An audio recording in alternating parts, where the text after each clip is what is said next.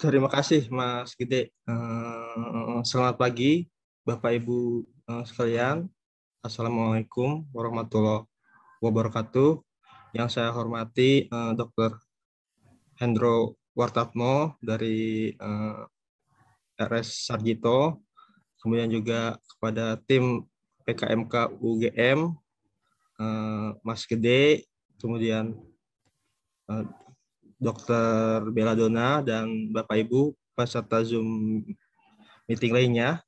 Mohon izin pada pagi ini saya Eko Madistianto ditugaskan untuk memberikan sedikit bahan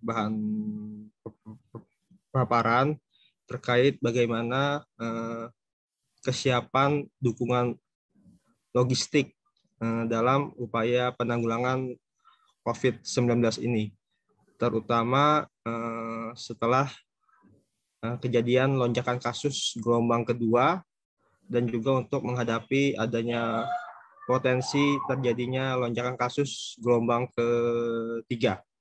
Baik, mohon izin screen share Bapak Ibu.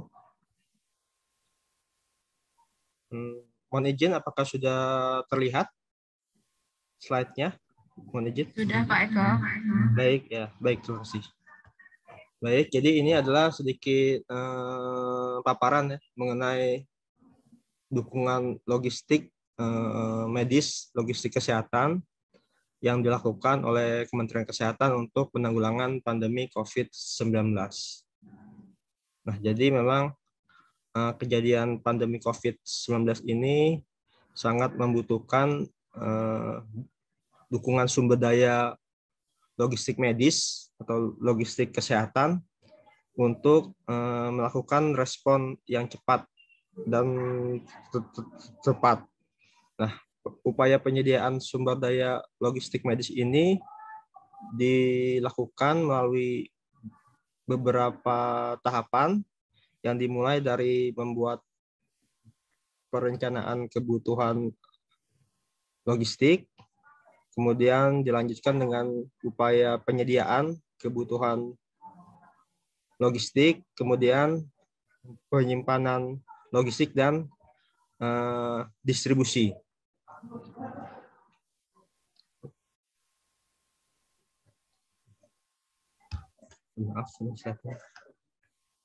Nah, semua upaya ini dilakukan baik oleh pemerintah pusat maupun pemerintah daerah.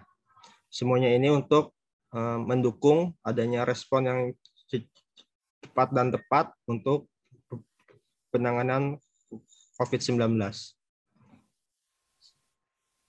Nah, untuk perencanaan kebutuhan logistik kesehatan ini dibuat atau dilakukan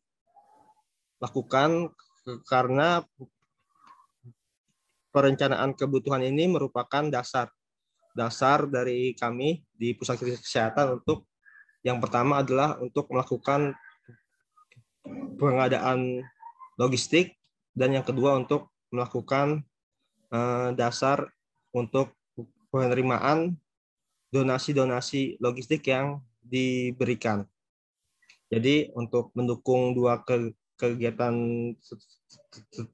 tersebut terlebih dahulu harus dilakukan perencanaan kebutuhan logistik.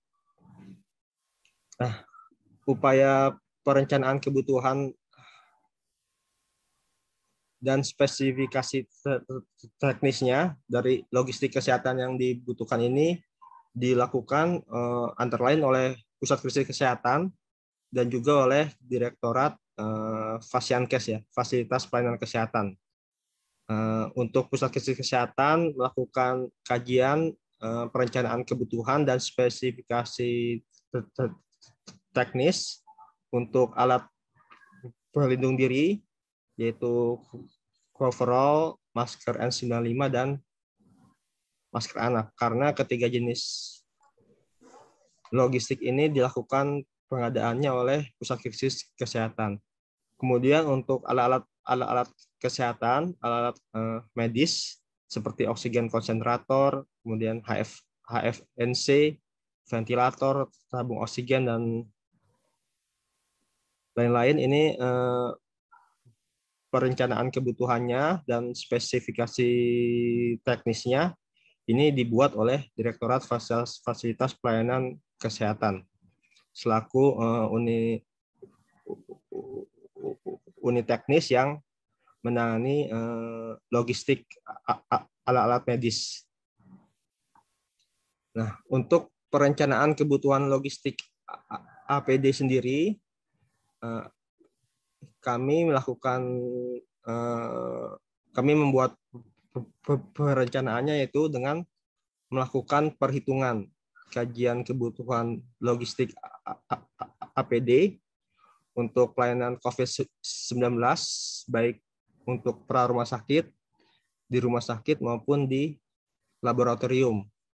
Nah, selama ini kami menghitung kebutuhan alat pelindung diri itu dengan menggunakan tools ya yang dikeluarkan oleh WHO, yaitu yang dinamakan Essential Supply for Testing Tools atau ESFT. Nah, dengan menggunakan ESFT ini kita bisa mengetahui prediksi jumlah alat pelindung diri yang dibutuhkan. Kemudian selain menggunakan ESFT ini, kita juga melakukan penghitungan kebutuhan APD secara manual untuk pelayanan kesehatan yang tidak bisa dihitung di ESFT tersebut.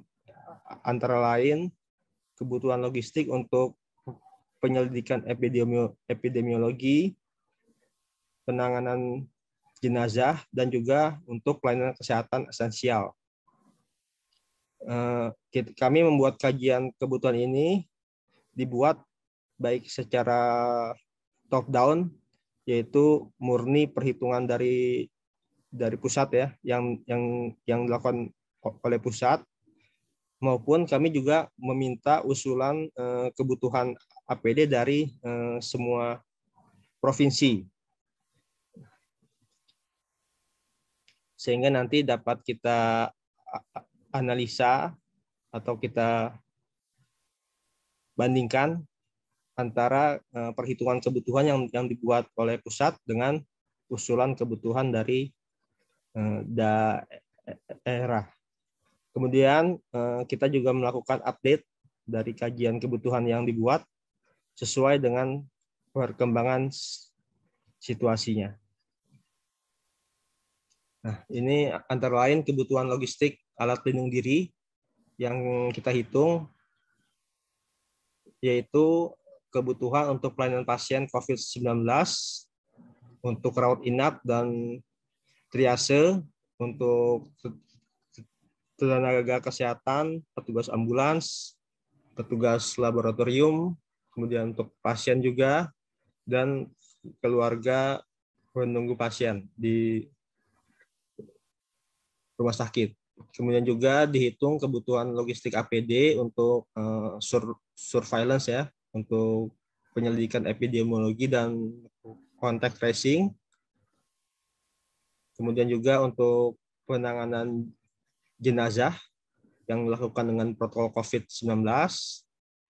Kemudian untuk pelayanan karantina kesehatan di kantor kesehatan pelabuhan. Kemudian juga untuk pelayanan kesehatan esensial di masa COVID-19, antara lain pelayanan KIAKB, pelayanan imunisasi, kemudian transfusi darah, kemudian juga pelayanan kesehatan di puskesmas dan klinik swasta, dan pelayanan ambulans. Jadi kita menghitung kebutuhan logistik yang dibutuhkan untuk semua pelayanan ini. Nah, setelah kita melakukan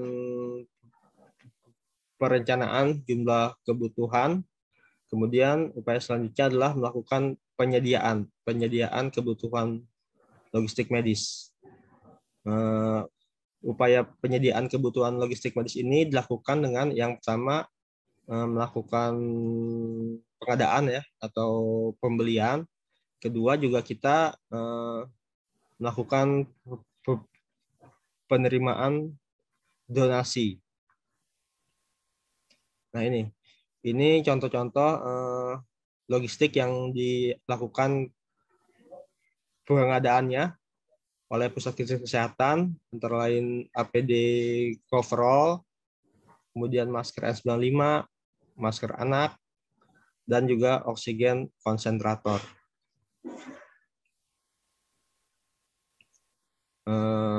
Terkait dengan penerimaan donasi logistik medis, sejak terjadinya lonjakan kasus gelombang kedua yang terjadi sejak bulan Juni ya, Juni 2021 lalu, Kementerian Kesehatan ditetapkan untuk menjadi penerima atau konsaini dari donasi atau hibah yang diberikan oleh para donatur baik dari dalam negeri maupun luar negeri. Nah, terkait dengan jenis logistik medis yang diberikan, yang didonasikan, maka di dalam Kementerian Kesehatan terdapat beberapa penerima ya atau konsaini.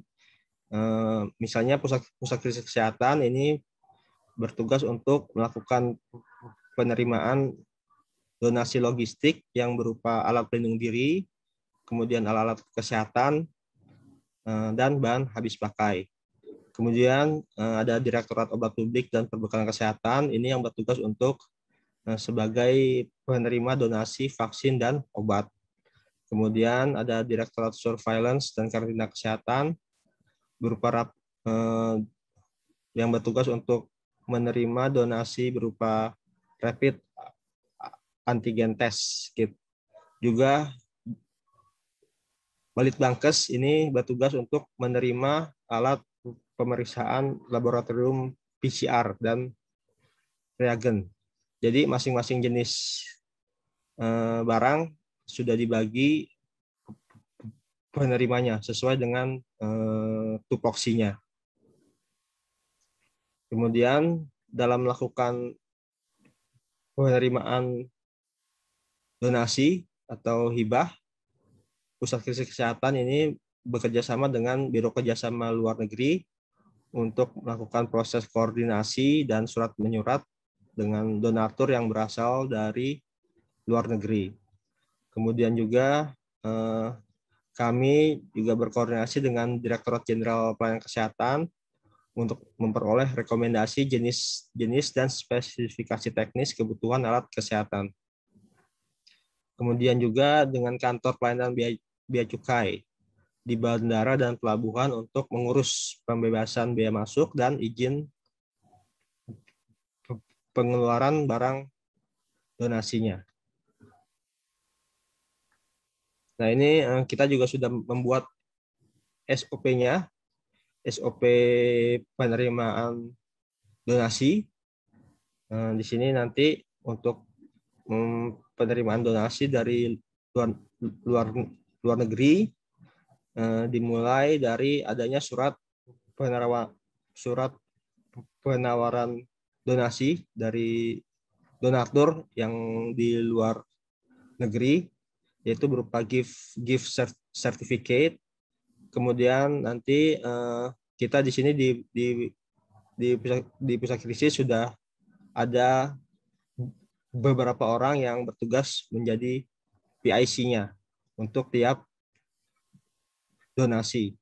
Kemudian nanti kita berkoordinasi dengan Biro Kerjasama luar negeri dan juga dengan Yankes ya untuk memutuskan apakah donasinya dapat diterima atau tidak. Seperti itu. Apabila donasinya bisa diterima, kemudian kita membuat acceptance letter yang ditandatangani oleh konsaini dalam hal ini adalah kepala puskesmas kesehatan. Kemudian juga kita meminta dokumen-dokumen yang diperlukan terkait pengurusan izin pengeluaran barang di bandara atau pelabuhan. Kemudian juga kita sudah menyusun SOP untuk penerimaan donasi dari dalam negeri. Nah, ini pusat krisis kesehatan melakukan penerimaan donasi logistik medis baik dari dalam maupun luar negeri untuk kemudian didistribusikan ke 34 provinsi. Nah, ini donaturnya antara lain berasal dari kementerian atau lembaga, juga ada dari dunia usaha, dari organisasi masyarakat, LSM, NGO, BUMN, BNPB juga, dan dunia internasional seperti pemerintah negara negara luar, kemudian dari NGO yang berasal dari luar negeri, dari perusahaan luar negeri, dan juga dari foundation.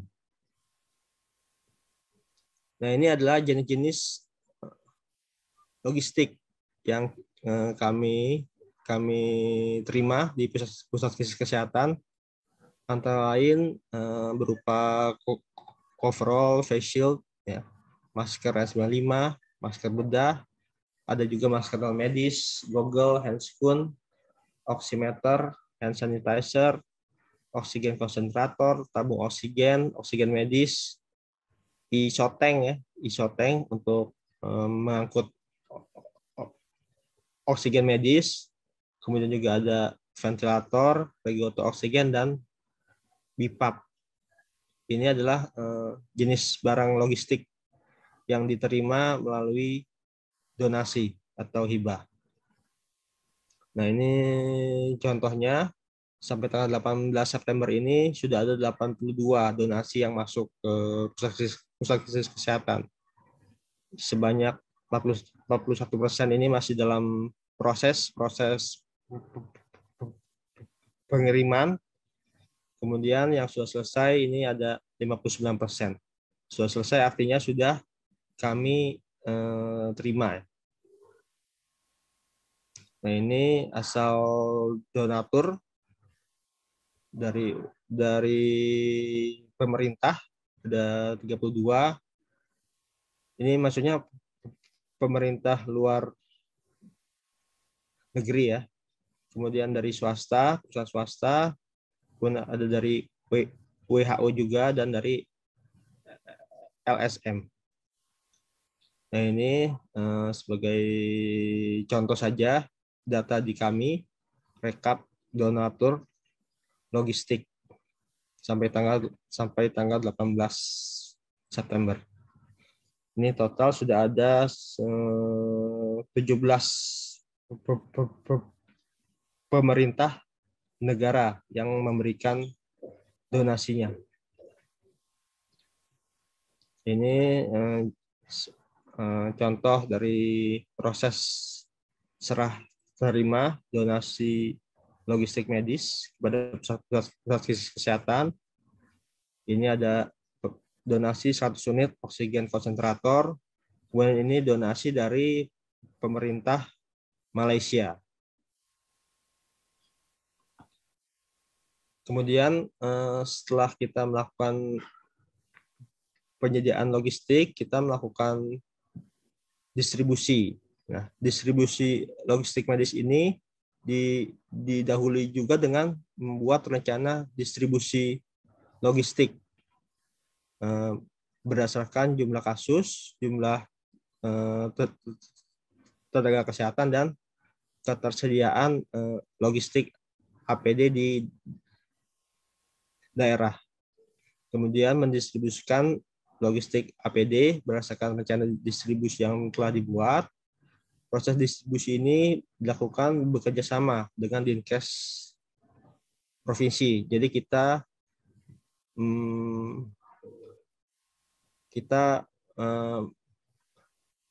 mengirim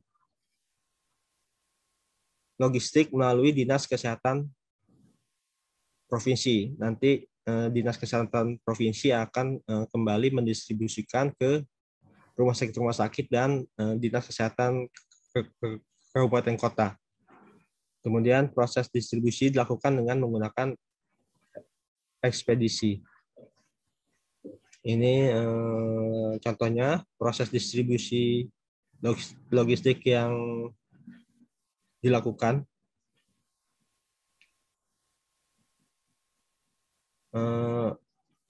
Penerima distribusi logistik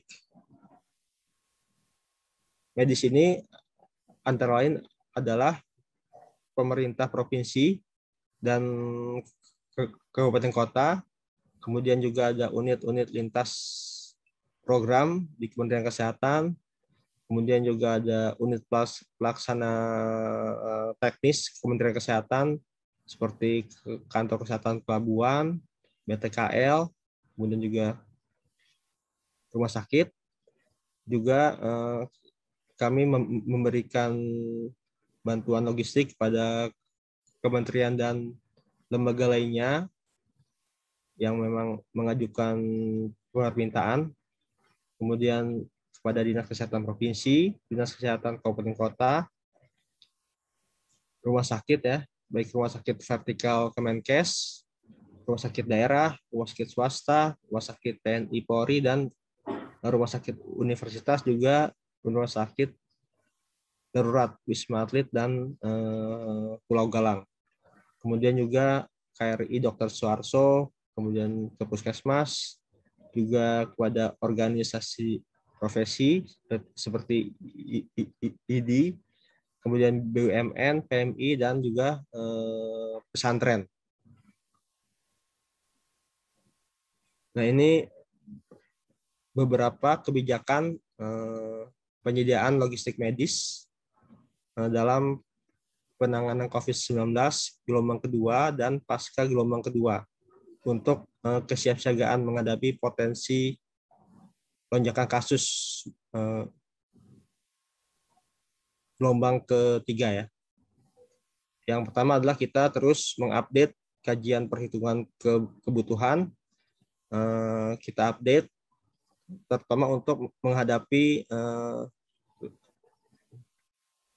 potensi terjadinya kembali lonjakan kasus pasca Natal dan Tahun Baru, juga pasca pembukaan belajar dengan tatap muka ini, di mana sangat berpotensi untuk kembali terjadi lonjakan kasus COVID.